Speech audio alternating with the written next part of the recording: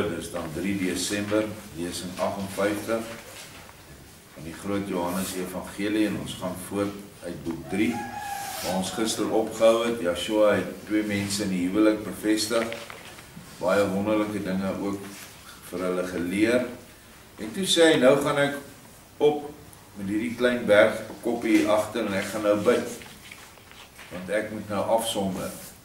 En nou is die mense die mekaar. Opskrif van hoofstuk 1:2:1 is die gebed van die meester. By baie wat op die berg was en gehoor het wat ek sê, roep die vraag op, en ook Helena en Koran was ietwat verbaas en vra net soos baie ander. Vreemd, nou gaan hy weg om te bid, om hom op môre voor te berei. Wie kan hy dan nog aanroep en tot wie kan hy bid? Is hy dan miskien in weerwil van sy ondeurgrondelike diepe wysheid tog nie die hoogste goddelike wese nie? Homself sal hy tog nie aanbid nie. En as hy dit doen, dan sou jy tog wel sterk kan afvra. Waarom? Vreemd. Hy gaan bid om hom op môre voor te berei, asof hy as hoogste Elohim wese, God wese, al nie eeue lang tot in die fynste daarop voorbereid sou gewees het nie. Vreemd, wat beteken dit nou skielik? Eers het hy tog nog gepraat, soos maar net 'n egte Elohim of God kan praat. Dit hang slegs van die geringste vlug van sy wil af, of die wêreld bestaan of nie. Dit het hy gister vir hulle geleer. En nou gaan hy self bid, en sê aan ons dat ons moet slaap en rus, en ook bid, en ons voorberei op die dag van môre. Nou, as hy self 'n goddelike wese gaan aanbid, wat maar net hy ken, wie moet ons dan aanbid? Hom, of die aan ons volkome onbekende goddelike wese wat hy nou aanbid? Nee, dit oortref tog alles wat jy maar in 'n dwaase droom sou kon versin. Nou ja, hierdie argument is vandag nog geldig. Ons lees oral, op Facebook kan jy, ek nie vir julle wys hoeveel keer praat die mense, maar hier staan hy bid tot sy Vader. Nou as hy die Vader een is, hoekom bid hy tot die Vader? En dan kom die twyfel in, dan word Joshua afgeskaal en afgegradeer, dan net nog 'n mens. Maar gelukkig het ons nou 'n ou soos Matthijs, wat daar in die geselskap is, hy's nou net in die huwelik bevestig, en hy gee vir hulle lig. Soos ek ook maar altyd probeer lig gee, wanneer mense sulke dwaase argumente opper. En die grootste oorsaak van sulke dwaase argumente, is dat almal in hulle kop, in hulle verstand, bly, en hulle dink aan 'n groot God daar iewers in die lug. En Joshua moet tot daai groot God nou bid. Vir almal van ons, Joshua en ons, is God in ons. Ons het hom gekry toe ons gebore is, het hy 'n klein vonkie van sy oergees in daai embrio geplant. En ons het groot geword met daai gees, wat meeste van ons tyd van ons lewens slapend was. Maar wanneer ons met Vader praat, dan praat ons innerlik en nie uiterlik. Wanneer ek in die oggend bid soos vanmôre, dan gaan ek in my hart, en ek bid nie tot iemand wat daar in die lig sit in 'n groot stoel, nog met 'n groot wit baard nie, want dit is hoe hulle hom ons voorstel. Jy gaan in, jy verenig met hom. En Joshua moes ook met hom verenig, terwyl hy nog in onvolmaakte vlees gehul was. Sy vlees het sondige elemente bevat, wat hy moes oorkom, om dit te reinig. En hy sê, vas en bid was, en harde werk, was die dinge wat hy moes doen, om homself heeltemal sondeloos te kry, toe hy op die kruis gesit is. Ons gaan dan aan en ons lees verder. Sê my nou eers, is daai foon nou afgesit? Dit hy ook gesit op skool nou. Is hy nou af? Af. Want 2 keer ontwrig jy my diens. Dan staan Mattheel plotseling iets wat boos op en sê so hard dat talle hom kan hoor. Wat oordeel julle nou hier as blindes oor klere? O julle blindes, almal wat hier is, behalwe engel Raphael, en ook julle, sy oudste leerlinge. Julle is ook nog baie blind en daarom dom. Dra hy, Yeshua, nie hier op die aarde, net soos ons almal, vlees en bloed nie, waaruit sy siel haarself soos ook by ons moet ontwikkel om in staat te wees om 'n totale verbinding met die ewige oergoddelike gees aan te gaan nie.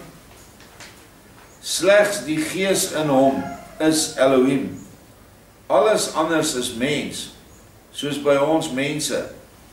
As hy bid, beteken dit met ander woorde, hy laat sy mens heeltemal deurdring deur sy oerewige goddelike gees, waaruit ook alle ander geeste op gelyke wyse afkomstig is, soos die klein afbeelding van die son in 'n doudruppel afkomstig is van die werklike son. Wat sy gees aanbetref, is hy die werklike son. Ons en alle geeste is egter slegs lewende afbeeldings van Elohim, die ewige oerson. Verstaan julle nou goed wat dit beteken as hy sê dat hy bid? En dis presies wat ons ook moet doen wanneer ons bid. Ons moet ons hele menswese, ons siel en liggaam, moet ons laat deurdring deur sy gees, wat alles in ons is. Dit is nie 'n ding wat buite jou is nie. Die verskil is net dat hy is 'n ligsiel wat na die aarde toegekom het en geweldig baie meer lig het as al die ander mense wat om hom is. Ons kom almal uit 'n gevalle ryk waar ons moet beklei om uit die duisternis te kom. En nou het Yeshua vir ons dit makliker kom maak. As jy hom verwerp, is dit jou eie skuld, want sonder hom kan dit nooit bereik word nie. Ek kan dit maar vir julle sê. Die hele wêreld gaan af en sê, ja, hoe kan julle sê net Jesus Christus kan jou red? Of Yeshua die Messia. Wat dan van al die ander gelowe?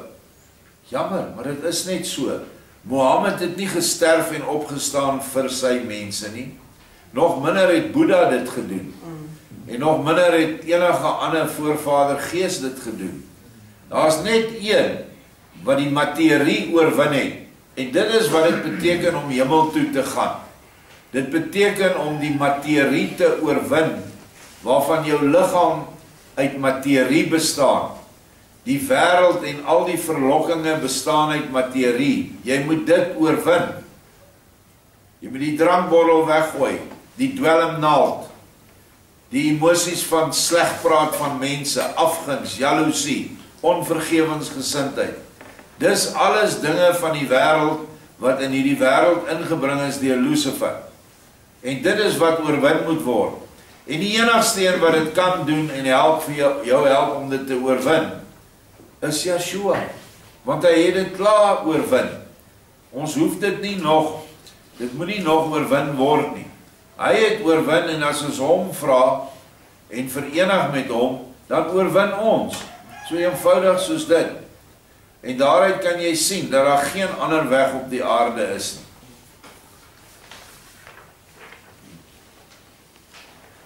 Yara en Helena verstaan dit die eerste, maar die ander kon hulle nog nie heeltemal oriënteer nie, omdat hulle nog altyd geen orde kon skep tussen siel en gees nie. Hoopelik het ons gemeente nou al orde geskep tussen siel en gees. Maar toe lig Mattheel dit vir hulle presies uit en vervolgens verstaan talle dit. Almal prys die baie groot wysheid van die moedige Michael of Mattheel. En Helena gryp Mattheel se hand, druk hom aan haar bors en sê: "Ja, voortreffelike en my deur Elohim gegewe eggenoot. As jou wysheid altyd so bly toeneem, sou ek tog wel eers wou weet, hoeveel ek uiteindelik van jou sal hou, as jy ons almal nou nie met jou wysheid te hulp gekom het nie, het ons uiteindelik almal aan die goddelikheid van die groot meester begin twyfel, ondanks al die ongehoorde, wondervolle dade wat hy ons laat sien het. Maar nou is alles weer heeltemal in orde, en ons weet nou almal voldoende wie ons moet aanbid, en in die volste vertroue moet aanroep. Nou, iets wat ek opmerk hier is dat Yeshua nie die wysheid wat hy nou aan die dag lê teenoor hierdie mense, dit word nie in hierdie hoofstuk uitgelig nie. Daar staan net, hy lig hulle toe vanuit sy wysheid. Nou, as ons die dieper profetiese verhaal ken, weet ons nou wie Jara is. Jara het Yeshua baie lief gehad en sy is 'n voorstelling van die dogter van Sion aan die eindtyd. Helena is ook nou geweldig aan Yeshua verbonde en sy stel die verlore stamme van Israel aan die einde van die tyd voor. Dit is hoekom sy ook gekies is deur Yeshua wat van 'n vreemde land, van die land Pontus af, gekom het om te hoor waar hy is. En so gaan dit aan die einde van die tyd ook wees.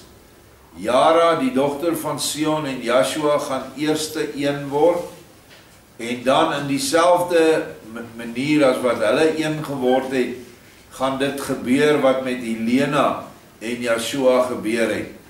En dan bring Yeshua ook vir Helena as 'n maagd, maak hy haar 'n getroude vrou, hy bevestig die huwelik, wat dan ook 'n geestelike betekenis het van eenheid tussen siel en gees.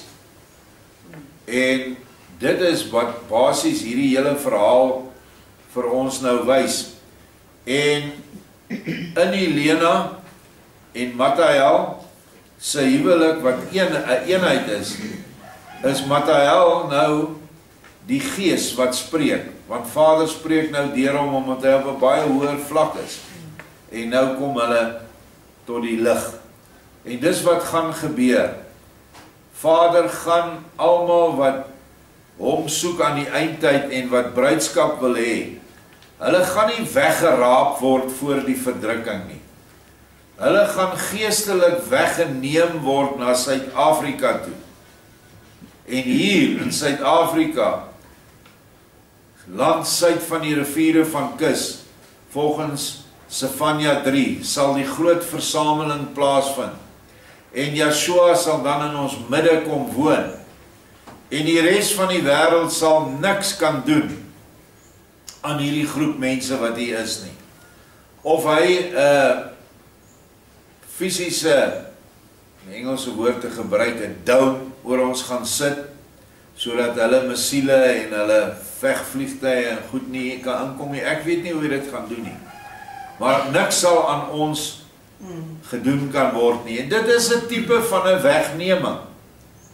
Soos Lot wat uit die stad Sodom en Gomorra uitgegaan het voordat hy die twee stede vernietig is, of soos Noag wat op 'n skip gesit is, en die skip se naam is nou eintlik Yeshua self, wat hy gee die beskerming.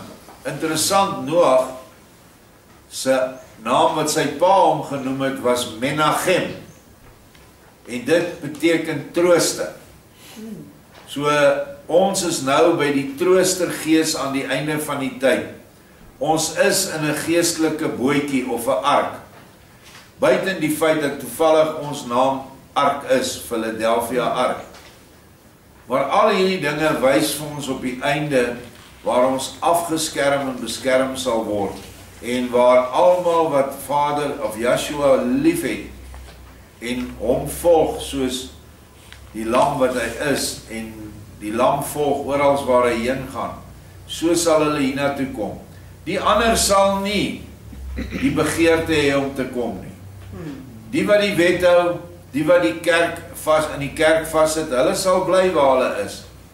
En hulle sal dan ook die loon kry van iemand wat Joshua nie volg waar hy heen gaan nie. Waaroor ek nie wil my uitspreek nie, want ek weet nie. Maar ek weet, die antichrist gaan die res van die wêreld beheer. En die antichrist gaan mooi beloftes maak aan almal. En baie gaan dit nie sien as 'n sielsverkoping aan Satan nie. En hulle gaan die misleiding volg. Die wat hieronder gaan wees en beskerm is deur Joshua, sal baie goed kan onderskei tussen misleiding en die waarheid. En ons moet net sorg dat ons deel van daai groepie is. Nou sê Sirenius beste vriend en nou broer Mathael, hoe baie ek my ook in jou verheug om te weet dat jy op die beste moontlike manier opgelei is, sou dit my tog nog meer verheug het as jy altyd in my omgewing gebly het. Want van ons almal is daar nie een wat alle dinge so grondig ken soos jy nie. Uitgesonderd die engel, wat nou met Suetal in gesprek is. Hoe sal 'n volk nie geseën wees met 'n regent soos jy nie? 'n Regent is 'n heerser. Iets wat jy in wese eintlik al is. Maar ons sal mekaar tog nog meermale te siene kry. Want ek kom na jou toe of jy kom na my. Onthou, Sirenius is nou tweede in bevel van die hele Romeinse ryk in Asië en 'n deel van Afrika. So nou hierdie Pontus land wat aan Koran behoort, hy is die koning, hy het nou vir Mathael daar koning gemaak. En dit kan nie gebeur sonder die toestemming van die Romeinse ryk nie. Maar alreeds het Sirenius geen probleem daarmee nie. Mathael gryp nou die hand van die ou en gryse Sirenius en sê, edele Sirenius, ons sal hand aan hand werk met een gedagte, om die volk in die naam van Jahwe so wys en geseënd as moontlik te maak. Ons sal wel hoofsaaklik ons aandag altyd rig op die geestelike welsyn van die volke wat deur Elohim aan ons toevertrou is om te lei. Maar ook in die liggaamlike opsig mag niemand hom kan bekla oor moontlike kwellende sorge nie. Veral nie as hy geestelik op die goeie spoor is nie. En dit is wat 'n ware leier of koning of president of keiser nou moet streef, dat sy onderdane heeltemal versorg is. En jammer genoeg, in die westerse nasies is dit juis die minste gedoen. Maar gaan kyk wat vir ons eintlik tot skande is in die Arabiese nasies, hoe versorg is die mense daar. Hulle betaal feitelik nie belastings nie. Hulle leen geld sonder rente. Die banke word vennote van hulle en vat saam die risiko. Niemand betaal vir openbare vervoer nie. Niemand betaal vir skoling of vir universiteit nie. En so kan ek aangaan. Kyk net hoe duur het dit geword nou vir mense om kinders skool toe te stuur wat beter is as in die staatskole. Ek weet nie wat kos privaat skole nie, maar ek het syfers al gehoor van R40.000 'n jaar. Is dit so? Ja, dit 3-4 keer meer. 4 keer meer. Iemand het laasweek Kurio, daai skool gekoop vir 72 miljoen. Nou is 'n groot sakeman, hy's nie arm nie, hy's van die rykste manne in Suid-Afrika. Waarom koop jy so 'n ding? Natuurlik om geld te maak. Dink aan die hospitale. Wat kos dit vir 'n eenvoudige operasie? Sommer nou R500.000. My oorlede skoonsister het ons vir toetse gevat in daai hospitale. En toe sê hulle moet haar opneem. En onthou, sy het net 'n verkoue gehad, griep. Hulle sê maar eers moet jy die kaart swipe. En hulle gee vir my die faktuur. R500.000. Vir moontlik 10 dae daar. So R50.000 'n dag. Al hierdie goed is oordeele wat ons oor ons laat kom het, waar Vader ons nie kan sien nie, want ons kan die arme mense nie behoorlik versorg nie. Ons arme mense wat hier is, moet maar kalafong toe gaan. Ek noem dit kalafong slagpale. Want te veel mense van ons het al redelik gesond daarin gegaan en voete eerste in 'n lijksware uitgegaan. Ongelukkig is dit so, die nalatigheid. Ek praat nou van hierdie goed sodat ons net kan sien met watse leiers die Weste en nou ons in Afrika is, want hulle is nog slegter as die Weste. Hulle kyk glad nie na hulle behoeftiges nie. Hulle skep net die room af en te hel, letterlik te hel met die ander arm mense en wat nie kos en water en goed het nie. In die groot Romeinse ryk sou hierdie manier van leiding van die volk wel met groot moeilikhede gepaard gaan, maar in 'n klein land sal dit baie gemaklik uitgevoer kan word. En gelukkige klein state word dan gewoonlik 'n spieël waarin die grootes sien of hulle geen vuil op hulle gesigte het en of hulle hare mooi lê. Meestal is 'n spieël slegs so groot as 'n hand. En tog kan die mens, as hy dit wil, hom stukkie vir stukkie heeltemal van kop tot toon bekyk. En op die wyse kan 'n klein land dan ook gemaklik die spieël wees van 'n groot ryk. Maar as 'n klein land 'n groot ryk as voorbeeld wou neem, dan sou hy hom lelik vergis en al sy onderdane in die ongeluk stort. Daarom is ons liewer 'n klein spieël as 'n reus wat hom daarin bekyk. Het ek gelyk of nie, geëerde Sireneus? Sireneus sê, ek sou diegene wel eers wou sien, wat jou ongelyk sou kon gee. Jy het altyd gelyk, want uit jou praat altyd die gewekte gees van Elohim. Maar kyk toch nou eers na die stad. Ek glo dat dit altyd feller gaan brand. Straks brand die hele groot stad nog af. Ons Raphael sou daar wel kan help as hy dit sou wou. Hierdie mense sit so end uit die stad uit, ek weet nie hoeveel kilometer nie. En hierdie stad brand nou, en dit is die wil van Yeshua, hoofsaaklik al die afgode tempels en die sinagoges. Want dit is hulle wat die mense so geweldig belas het met belastings en allerhande ander bose goed wat hulle met die mensdom gedoen het. En hulle sit nou en kyk vir hierdie vuur. Hoofstuk 1:2:2, die wese van die engele. Hier kom ook 'n baie mooi ding uit wat nie in die Bybel staan nie. Hoe werk engele? Nou sê Jara, die dogtertjie wat Joshua so lief het, o, sal hy. Onthou, hierdie Raphael is haar persoonlike helper en engel wat by hulle aan huis gebly het, as Joshua nie daar was nie, en haar geleer het. As die meester hom op 'n wyse wat vir ons onsigbaar is, 'n aanwysing sal gee, maar andersins doen hy niks nie. Hy is aan my gegee as leraar en beskermer, maar as ek hom vra om die een of ander te doen, doen hy dit sekerlik nie. En as ek iets van hom wil weet, gee hy nie net geen antwoord nie, maar vra dit skielik vir my, en ek moet hom dan antwoord gee op dit wat ek van hom gevra het. Daarom is elke vraag aan hom verlore moeite. Ek het wel baie erg aan hom, maar ek sou hom nog 1000 maal liewer gehad het, as hy maar net 'n bietjie meer lewender sou wees. Hy is wel altyd uitermate vriendelik, maar 'n mens mag hom niks vra nie, want dit het heeltemal geen sin nie. Nou sê Matthäus, maar ek wil eers sien of hy nie daartoe bereid sal wees, om ten minste sommige burgerlike huise van die vlamme te bewaar nie. Ek sal hom hierheen roep en eers sien of die liewe Jarag heeltemal gelyk het. Daarop roep Matthäus vir Raphael, dis nou die engel, en sê aan hom, vriend, kyk eers na die stad.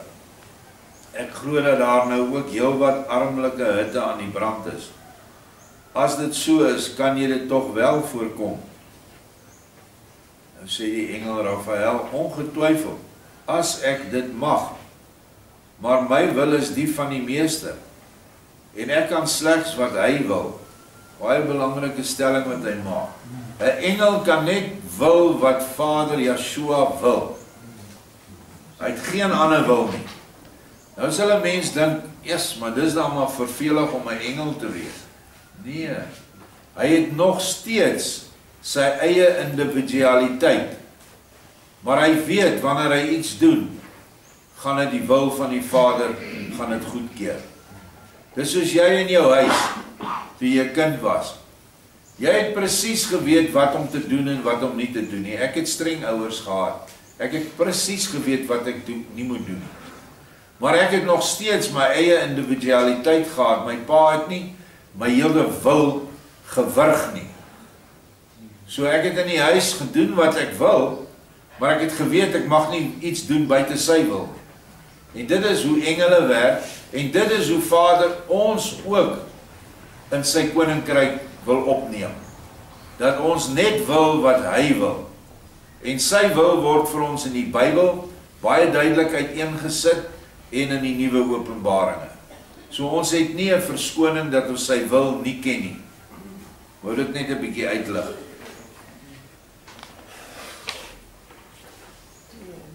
Vers 4, nee. Nee, seker nou vers 5. Vers 4. Die engel sê ongetwyfeld as ek dit mag, maar my wil is die van die meester, en ek kan slegs wat hy wil. Ja, dit het ons nou weer gelees. As die meester dit wil, sal jy jou nie kan voorstel hoe vinnig ek die brand sou blus nie. Maar sonder die wil van die meester kan ek net so weinig doen soos jy.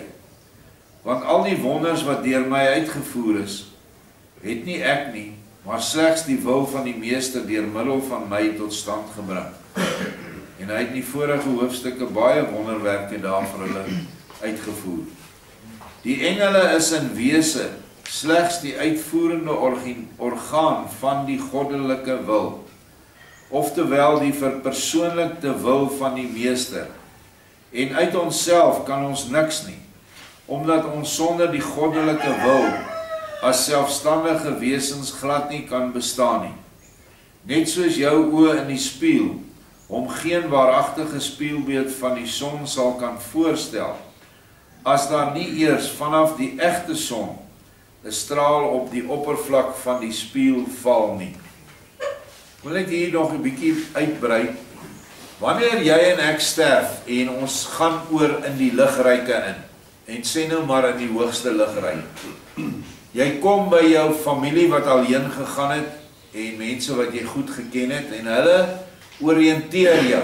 Altyd as jy by 'n nuwe besigheid begin, is daar 'n oriëntasie tydperk, partykeer 'n week of net 'n dag, waar hulle jou wys waar al die dinge is, wat jy moet doen, hoe jy dit moet doen, hoe jy die vorms moet invul, en.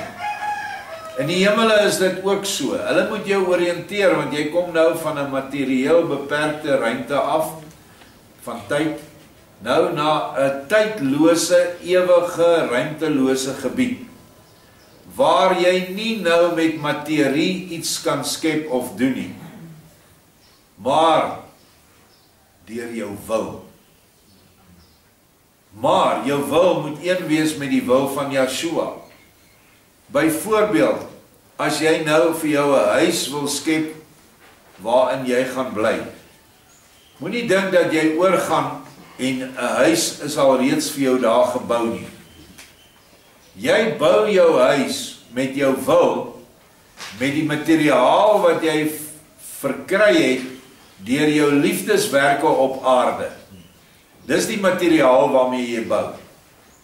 En nou gaan jy in jou gedagtes, jy is natuurlik nou op 'n baie hoër vlak as wat ons nou is, dan sê ek wil die huis moet so lyk. Hy moet so lyk, en met 2 verdiepings of 3 verdiepings hê. Ek wil hê die uitleg moet so wees, dit. Ek wil 'n rivier buite hê, ek wil 'n berg hê hierdie kant, ek wil landerye hê. Al hierdie goed bedink jy. En nou maak jy dit vas. Jy sê ek is nou tevrede met my huis. En dan sê jy, in die naam van Yeshua wil ek dat hierdie woning nou hier staan. Dan staan daai woning daar, net soos wat jy dit gewil het. Want jou wil het nou ooreengestem met Yeshua se wil. En jy sal weet wanneer jou wil buite sy wil is. Dan sal jy stop en sê nee, wag, ek nou eers 'n bietjie 'n paar veranderings hier moet bring. want dit is nie binne Vader se wil nie. So alles aan die ander kant werk met die wil. En dit is hoekom ons wil op aarde so belangrik is dat ons hom onder beheer het. En die wil word ook genoem in die Bybel die sterk man, wat in jou hart moet wees. En as die sterk man nie daar is nie, dan kom die Satan met sy misleidende geeste en hy bou jou om met drank, met dwelms, met allerhande ander lelike gedagtes en woorde wat jy teen jou medemens uitspreek. Omdat die wil nie sterk is nie. Daarom is dit so belangrik en daarom is die wil ook een van ons energiepunte wat net bokant die bekken sit, omtrent in die omgewing van die naaltjie. Ons gaan verder. Hier is nou vir my 'n baie mooi voorbeeld wat hy gebruik. Om my wese, die Engelse wese, egter nog beter te verstaan, wys ek jou op 'n soort hol of brandspieël. Nou dit is wat ons nou sommer noem 'n vergrootglas. Ons het al baie met vergrootglas gewerk. Ek hoor, die meeste van ons het al papiere aan die brand gesteek daarmee op skool en so aan.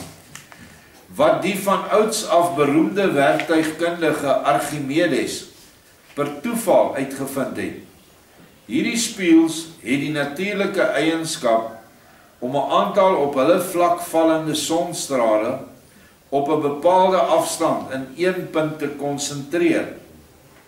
Die op een punt gekonsentreerde sonstrale word dan sowel wat lig en warmte betref in soveel maal groter krag as die enkelvoudige straal, soos die verhoudingsgetal tussen die kwadraat van die deursnee van die brandpunt en die deursnee van die spieelvlak, waarby die deursnee van die brandpunt wel by die grootste konsentrasie nauweliks 2 duim breed is meet en die deursnee van die spieelvlak wel manshoog is. Nou dis 'n redelike groot vergrootglas, amper 2 meter. En dan is die brandpunt omtrent 2 duim. Jy hoef nou nie belangrik hoe dit bereken word nie, maar ek het dit ook gedoen in my lewe toe ek hierdie ligbreking gestudeer het, maar nou mense het omtrent alles al vergeet. Die groot ding is net dat wanneer jy die strale konsentreer, het jy 'n baie groter krag as net 'n straal van die son wat weerkaats van 'n spieël af. So 'n brandpunt het dan seker 'n meer as 1000-voudige groot krag as die natuurlike enkelvoudige straal, sowel as wat lig en warmte aanbetref, maar is tog nie denkbaar sonder die son nie. Jy kan nie hierdie ding sonder die son laat werk nie. Die spieël verenig naamlik slegs die sonstrale tot 'n sterk en vinnig werkende brandpunt, maar sonder die son besit hy geen krag nie, en bly daar by hom maar net die eienskap oor om die strale van die son te konsentreer soos wat dit op sy vlak val, maar sonder die son is die werking van die brandspieël gelyk aan 0. Ons engele is dus soos gesê slegs brandspieëls vir die opname en die konsentrasie van die goddelike wil. En as ons iets doen, doen ons dit deur die brandpunt van die goddelike wil, wat in ons gekonsentreer is.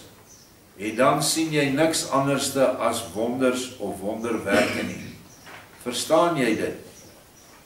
Matthäus sê, dit verstaan ek nou beter. Ek het net nie geweet dat Archimedes die uitvinder van die brandspieël was nie, of die vergrootglas nie. Want mense skryf dit tog oorspronklik toe aan 'n sekere Hamerot en vervolgens aan die bekende Thales, wat ook 'n bliksemmasjien moes vervaardig. Nou, in ons taal sal dit nou 'n weerligmasjien wees. In die Hollands praat hulle dan van 'n bliksemmasjien. Raphael sê heeltemal korrek, maar Archimedes was 'n draaier en ontdek self sowel die grondbeginsel van die baie bruikbare brandspieël, van die silinder en van die skuwe wat die bliksem veroorsaak, of die weerligstraal, maar veral van die hefmasjien, deur die fortuinlike gebruik van sy spesiaal daarvoor uitgevinde en presies bekende skroef. Na watter uitvinding hy sê, Gee my buite die aarde 'n vaste punt, en ek hef die hele wêreld uit haar voë. Nou as ek nog kan onthou na fisika toe het Archimedes die hefboom, waar jy 'n paal vat en sê nou maar 'n klip onder sit, en jy kan dan baie swaar goed optel, omdat jy die hefboom aan hierdie kant het. En hy het dit in fisika terme, het hy dit toe verwoord, en het hy toe formules vir ons nagelaat, wat ons vandag nog gebruik, om, byvoorbeeld in my bedryf, om geboue te ontwerp, paaie te ontwerp, al die dinge. So, hierdie Archimedes, hier het ons nou so 'n bietjie geskiedenis, as iemand met jou wil stry, dan sê jy, hierdie is die ware geskiedenis, want dit kom uit Yeshua se Engelse mond uit, wat nie kan lieg nie, want sy wil is altyd Yeshua se wil. Uit dit alles blyk dit, dat ek uit myself nie jou goeie wens sal kan uitvoer nie, is nou om die arme mense se huise te spaar. Maar as die meester my daarvoor sal uitkies, sal alles vinnig afloop. Vra dit daarom slegs vir die meester. Nou sê Jara, die dogter, die meester kan 'n mens nie nou lastig val nie, want hy het aanbeveel om te rus, of as ons wakker bly te bid, en dit moet ons doen, want hy sê niks verniet nie. Wat gaan dit ons aan, of die hele stad afbrand? Die meester sal wel sy rede hê, waarom hy dit oor hierdie stad laat kom het, en die rede kan bes moontlik 'n baie goeie een wees, en vol van goddelike liefde en erbarming. As ons nou iets daaraan wou verander, sou ons die saak nie beter, maar eerder slegter maak. Die meester sal op die regte oomblik, sonder ons voorspraak, wel sy wil uitvoer. Met my Raphael is en bly egter niks aan te vang nie, want sonder die wil van die meester is hy 'n leë omhulsel, en wat ook ek en jy behoort te wees. Hierdie meisiekind se wysheid is verstommend, dat sy hierdie goed insien. Ek dink sy was 12 jaar oud, toe sy hier by Yeshua was, en dit is hoekom ons kan sê, ek en die Vader is een. Omdat hy die eerste enige een is 1 plus wat gelyk aan 1? 1 plus 0. So ons moet 'n leë omhulsel wees, sodat hy in ons kan werk. Of sodat ons ook as 'n brandspieël kan konsentreer op 'n taak wat ons moet doen, of dit die taak is om vir mense kos te gee vir oggend, of die taak is om 'n boek te maak. Dis jou brandspieël wat nou fokus op daai taak, maar Yeshua dra jou, hy help jou. Maar jy het nog jou individuele vrye wil ook. Dit is nie vervelig nie. Soos die kinders sê, is nie boring nie. Dis 'n wonderlike, liggevulde, vrolike, uitbundige lewe as jy in Yeshua se lig kan staan. Want alles behoort jou dan vrolik te maak, dankbaar te maak, dankbaar dat jy lewe, dankbaar dat hy jou gekies het vir 'n klein taakie. Maak nie saak of jou taak op hierdie plaas is om die drein leeg te pomp nie, of om die potte te was nie. Dis 'n taak wat hy nou vir jou gee. En hy sê, as jy aan die kleinste en geringste taakie getrou is, sal jy aan die ander kant, of selfs nog hierdie kant, sal jy groter take ontvang. En dit is hoekom ek weet dat almal wat betrokke is met die dag tot dag funksionering van Philadelphia Ark, julle is almal, ons is almal in opleiding, en hy wil ons almal gebruik vorentoe vir groter dinge. Jy is dalk nou aangestel oor 'n paar mense, oor 'n maand, 'n jaar, 'n paar jaar van nou, ek weet nie, wil hy vir jou 'n hele sorgsentrum gee, met dalk duisende mense. Maar as jy nie hierdie opleiding goed doen nie, sal jy nie deeg in die vervolg vir groter take nie. Daarom is dit hartseer vir mense wat nie besig is met liefdeswerke nie. Hulle is besig om hulle self eintlik in die voet te skiet. Al doen jy dit in jou dorp, vir die mense wat op die bandjie luister.